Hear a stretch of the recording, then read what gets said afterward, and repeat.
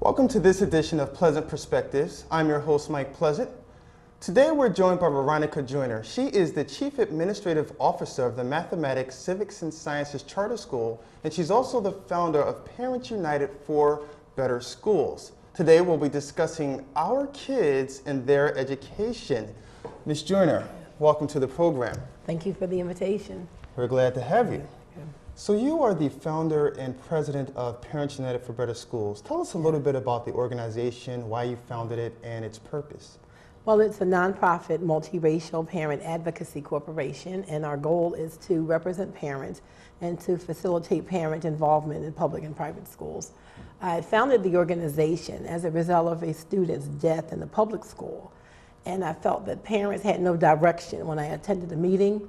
And I advised the parents and organized parents to supervise the schoolyard so that children would not be kicked and have any accidents and we would have another death. So parents did organize and we were able to prevent any further deaths of children at the Cleveland School in Philadelphia. Now, how old is the organization? 21 years old. 21 years old, Yeah. and as of today, you're still 21 years strong. Yes. How many different locations are there? Do you meet once a week, twice a month?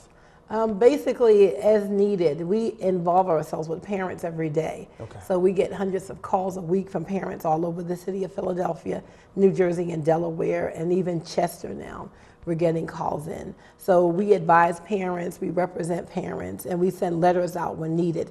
However, our organization is so well known and so well respected that usually a phone call corrects the problems. Okay, and that's a phone call to the school? A phone call to the school. Okay, okay. Yeah, the parent calls us, we contact the schools. Now, you mentioned that 21 years old the organization is. Over those 21 years, is there one single issue that you constantly confront, whether it's violence in the schools, the lack of parental involvement, discrimination in the schools? What's the one single issue that you continue to confront? Children not learning and the number of disruptions in the classroom where there are teachers that either one don't care or don't have the ability to control the classroom. So as a result, most of the time that should be spent on task of children learning is spent trying to deal with disruptive students. So we get a lot of calls, and the violence is also a major issue where children are beaten and there's nothing done in many instances, so parents will call us. And let's get to the nuts and bolts. So we'll definitely want to touch on the violence because that's prevalent in the schools, the Philadelphia School District, the Chester School District throughout the country, the violence is prevalent. But when you say that the disruptive students, let's get to the nuts and bolts of the program. How are the disruptive students handled? They're usually not handled, and those problems start when students are very early. And if it's not dealt with, it continues through middle and high school. You have children that have anger management issues very early in elementary school.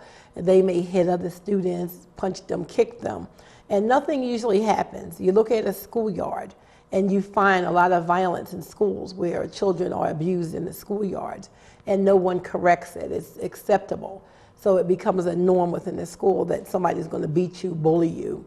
And what happens is no one's teaching character education or morals to the children.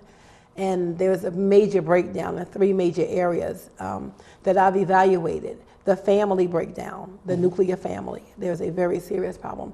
And we have younger mothers and younger fathers. So the morals that were instilled in me, many times the younger generation don't instill those morals in their children.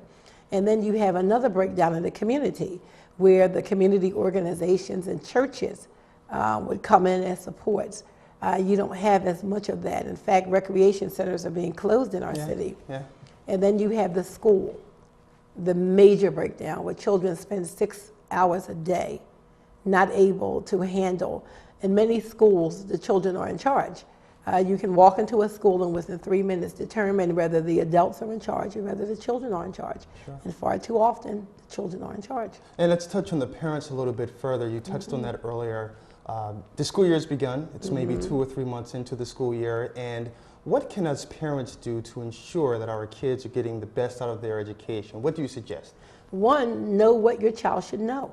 Once you understand that, okay, a first grader should know X, Y, and Z, a second grader should know, and then you are able to then determine whether your child is getting it and monitor the test papers that the children bring in and review every day what children are going over in school, because they are one-on-one with you, and when they're in a classroom, they may be 33 to 35 students in that classroom. Okay. So when children come home and say to the parents, I don't have homework, well, homework is only a reinforcement of what you were taught that day.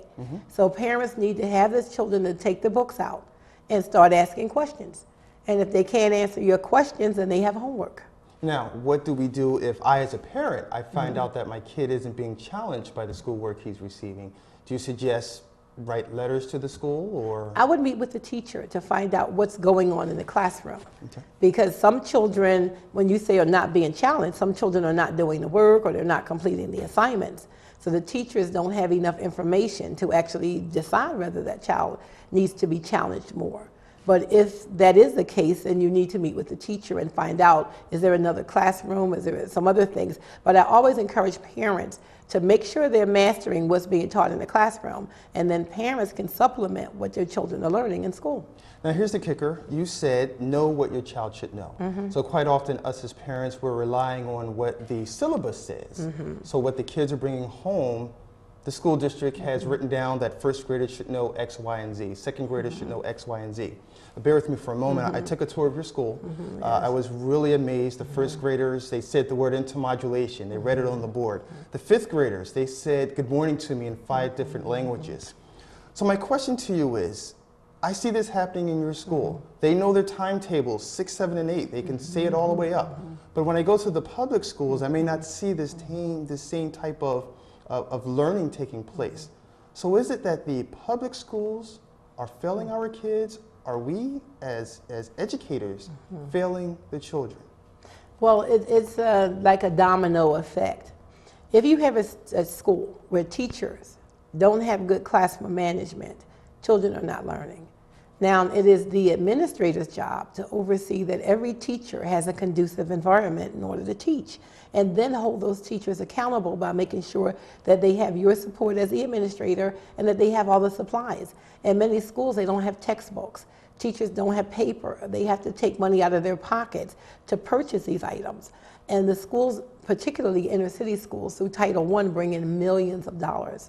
My biggest concern is that I've studied this school district for about 36 years in Philadelphia. I went through Philadelphia's public schools, and I find that the schools make money when children fail.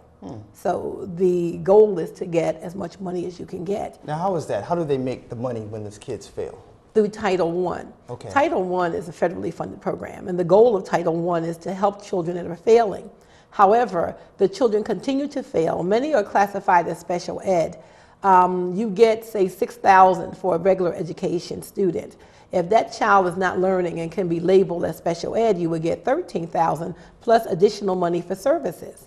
So the goal is to, in many instances, to dummy the children down. So you find a situation when children are acting out, yes, they're bored, and the teacher's not challenging them. Many of the teachers don't have the ability to manage the classroom. So if you can't